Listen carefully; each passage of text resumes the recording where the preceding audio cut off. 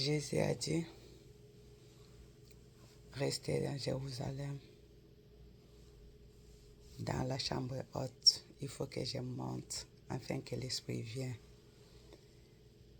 Le monde ne me verra plus, mais vous me verrez, car j'habiterai dans vous jusqu'à la fin de ce monde.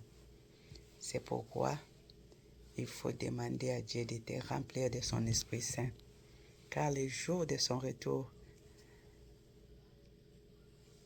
l'ange sonnera à la trompette et les morts en Christ ressusciteront en première, et nous les vivants, nous au son de la trompette, notre corps transformeront dans un corps glorieux et nous monterons à sa rencontre avec notre Seigneur dans les nuages.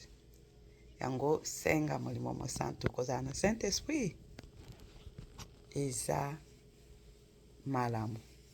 O molimo mosantu azali nde Nzambe akotondisa bomoi na biso e. Wemba molimo mosantu azali na nguya ya komema biso na lola e. Ye kaka molimo mosantu azali na nguya ya kosala bikamwa kati na biso. O molimo na Nzambe azali na makoki ya kobikisa babeli ye. Oyemba molimo mosantu azali na nguya ya kosekwisa bawei ye. Ye kaka molimo na Yesu azali na nguya ya kotondisa bomoi na biso e. O molimo mosantu azali na nguya ya kolonga bitumba molimo e.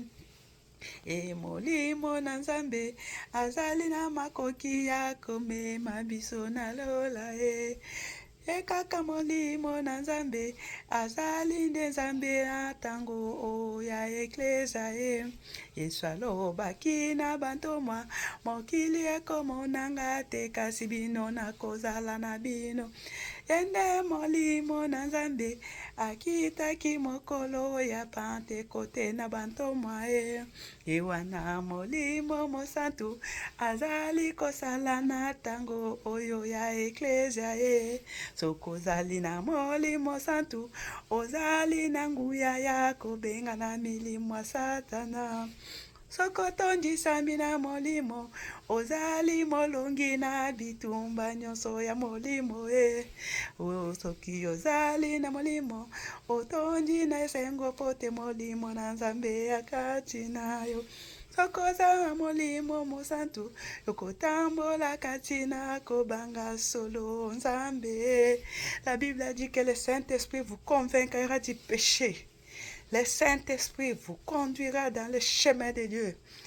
O molimo na Yesu azali na makoki ya kolongisa ngai mamoi. O soki ozali na molimo okotambola molongi kati na bitumba molimo e. O soki ozali na molimo okolonga baposa ya nzoto na yo moninga e.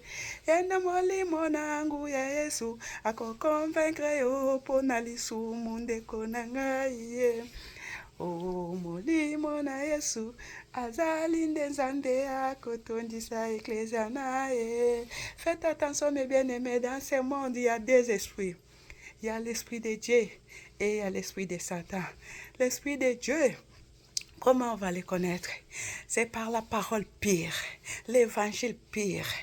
Il n'y a pas de changement dans l'évangile de Dieu. Le même évangile que les apôtres nous ont prêché, c'est le même évangile qui sera prêché. Les hommes qui sont remplis du Saint-Esprit, ils marchent dans la grâce de Dieu. Ils sont vainqueurs. Ils ont dominé contre leurs désirs charnels. Ils sont les hommes forts et les femmes fortes qui marchent selon l'Esprit. Même dans leur faiblesse, ils sont forts. Même s'ils n'ont rien, ils sont dans la joie. Ils sont forts dans les combats spirituels. Mais il y a l'esprit du malin aussi qui règne dans l'église. L'esprit de Dieu opère des miracles, mais l'esprit du malin aussi opère les miracles. C'est là où les chrétiens sont confus. Quand il voit quelqu'un qui est guéri, alléluia, c'est Dieu. Quelqu'un qui a fait des miracles, c'est Dieu. Discernez, suivez bien. Est-ce qu'il y a la parole pure dans ces lieux-là?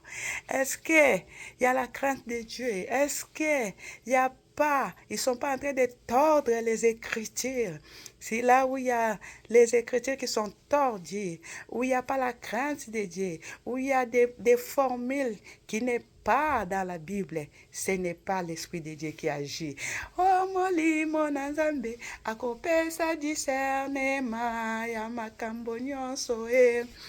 Osenga molimo na nzambe alakisa yo esika ya kotya lokolo e. Oh, molimo na nzambe azali na makoki ya komema biso na lola e. Soki ozali na molimo okoyoka kelelo mokolo masi akozonga e. Poso ya nzoto ekochange okomata na mapata kokutana kuna na masiya. Kasi bata molimo ya satana bakoyoka kelele te bakotikala na mokonzi na bango. Antikrista kozala wana bango biso elongo na Yesu tokozala kuna na mapata e.